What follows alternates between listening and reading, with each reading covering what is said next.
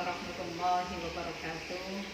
A'udzubillahi minasyaitonir rajim. Bismillahirrahmanirrahim. Allahumma shalli ala sayyidina Muhammad. Allahumma shalli ala wasallim. Puji syukur kehadirat Allah Subhanahu wa taala. Shalawat salam kepada Rasulullah. Apa kabar sahabat-sahabat semuanya?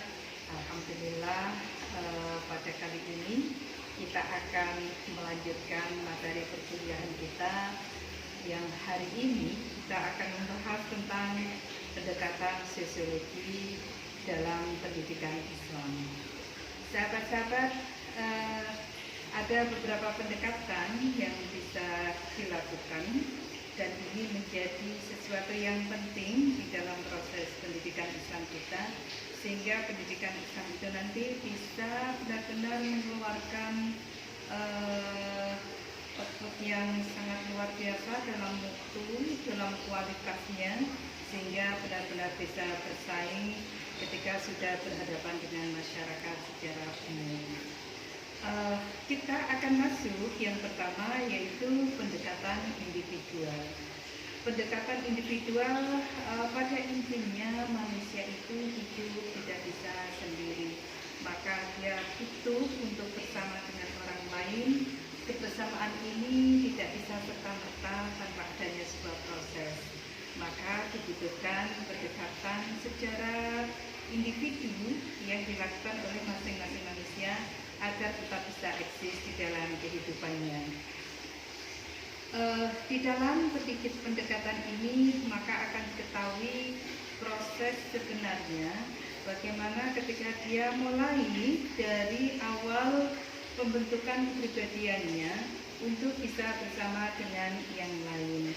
Dalam hal ini ada 3 aspek yang harus diperhatikan di dalam pendekatan individual manusia. Aspek yang pertama adalah aspek organik jasmani. Apa itu aspek organik jasmani? Aspek organik jasmani adalah bagaimana ketika manusia bisa memanfaatkan apa yang dia miliki dalam bentuk fisiknya, sehingga dia bisa mengetahui kekurangan kelebihannya yang itu bukan menjadi sesuatu penghalang di dalam keberhasilan dia untuk menjadi seseorang yang sukses dan berhasil, menjadi seseorang yang bermanfaat. Dalam hal ini, aspek organik jasmani sangat memperhatikan dari pola kebiasaan perilaku orang-orang yang ada di sekitarnya. Maka ketika dia melakukan aspek organik jasmani, mulai dari menyapa, dari cara berperilaku, dari cara dia melakukan kebiasaannya sehari-hari, maka ini sebenarnya secara otomatis dia sudah memulai untuk bisa mengenal pribadi orang lain, mengenalkan dirinya kepada orang lain, sehingga pada suatu ketika dia akan memperoleh pendidikan yang cukup maksimal dalam pendekatan individualnya. Kemudian yang kedua ada aspek psikis rohani. Pada aspek psikis rohani ini, individu atau setiap manusia dituntut untuk memiliki kepekaan di dalam peribadatannya kepada Tuhan. Artinya dalam kehidupan bermasyarakat, kehidupan berketuhanan menjadi sesuatu yang penting, apalagi di dalam dunia pendidikan Islam. Karena itu menggunakan nilai-nilai ajaran agama, menggunakan fatwa-fatwa di dalam kebaikan berperilaku berdasarkan nilai-nilai luhur yang dibangun oleh agama, maka ini menjadi sesuatu yang penting untuk melakukan pendekatan secara psikis rohania. Untuk apa pendekatan psikis rohania ini dilakukan?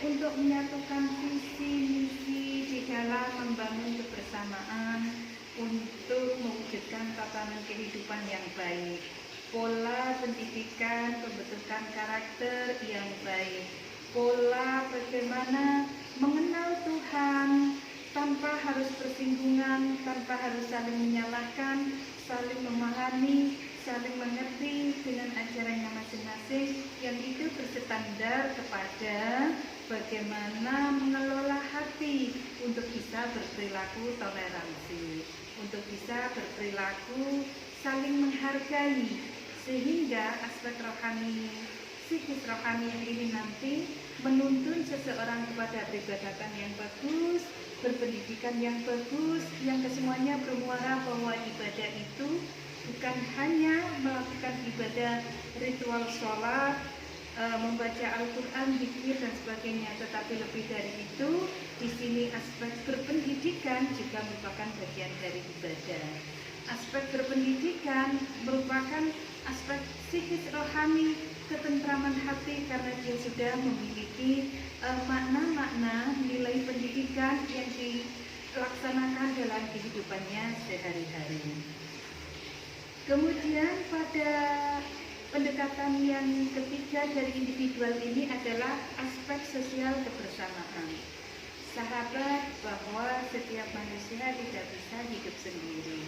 Di awal sudah kita bahas bersama bagaimana bahwa di sosiologi itu pada prinsipnya nanti pada akhirnya endingnya adalah perubahan perilaku sosial. Nah, di pendekatan aspek sosial kebersamaan ini, ketika kita dihadapkan pada kehidupan nyata, maka sesungguhnya memahami, mengetahui, mencoba untuk bisa menyelami dan membantu ketika ada yang membutuhkan, ini adalah bagian dari kebersamaan. Maka kebersamaan ini dibangun sebagai salah satu upaya pendekatan-pendekatan sosiologis dalam pendidikan Islam itu benar-benar bisa dirasa, dan pendidikan Islam itu memang benar-benar merupakan sebuah pendidikan yang di situ bisa merubah perilaku, membentuk karakter, mengawal peradaban, dan pada akhirnya menciptakan peradaban yang kosmopolitan atau peradaban yang maju. Nah, dalam pendekatan individual ini yang kita mulai dari aspek jasmani, aspek psikis rohaninya, aspek sosial kebersamaan, ini akan membentuk satu kesatuan yang akan saling berpengaruh. Ketika satu tergoncang, maka yang lain pun akan berpengaruh, mengalami ketidakstabilan.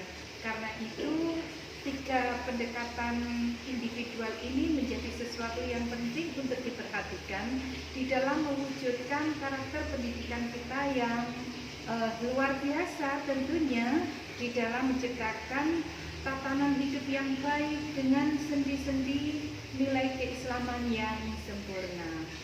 Baik sahabat, yang kedua kita akan masuk pada pendekatan sosial. Sahabat, ada tiga unsur di dalam pendekatan sosial, yaitu bahwa manusia itu apa sih sehingga perlu untuk melakukan hal-hal di mana kemudian dia bermasyarakat. Kita tidak bisa menafikan bahwa ada tiga dorongan, ya, bahwa manusia itu punya dorongan untuk makan, untuk mempertahankan diri, untuk menjaga stabilitas kelangsungan jenisnya. Nah, yang hal-hal seperti itu menjadi sesuatu yang dipertimbangkan di dalam pendekatan sosial, karena pendekatan sosial ini beranggapan bahwa tingkah laku individu secara mutlak ditentukan oleh masyarakat. Jadi saya ulang, pendekatan sosial ini beranggapan bahwa tingkah laku individu secara mutlak ditentukan oleh masyarakat dan budaya. Maka individualitas ini akan tenggelam menjadi sesuatu yang bersama, kebersamaan. Nah, dalam hal ini kita akan tahu bagaimana kehidupan sosial itu menjadi sangat penting di dalam kehidupan manusia. Sehingga dia tidak bisa berpikir untuk hidup sendiri. Dia akan berpikir bagaimana bermanfaat bagi orang lain dan bagaimana bisa memberikan sesuatu yang lebih kepada orang-orang yang ada di sekitarnya. Sahabat, bahwa persoalan-persoalan sosial kemasyarakatan menjadi bagian penting yang akan dilakukan dilakukan pendampingan oleh ilmu pendidikan. Ilmu pendidikan ada karena untuk merubah tatanan menjadi lebih baik.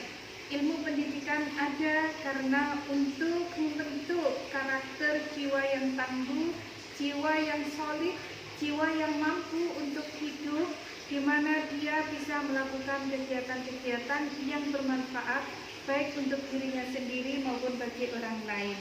Jiwa-jiwa ini nanti yang akan menyatukan dari masing-masing individu di dalam kebersamaan, bahwa mereka tidak bisa menyelesaikan persoalan-persoalannya sendiri, bahwa persoalan-persoalan mereka akan bisa lebih baik diselesaikan dengan bersama. Kemanfaatan yang mereka miliki, kelebihan-kelebihan yang mereka miliki akan bisa menjadi lebih baik lagi ketika ini dinikmati secara bersama.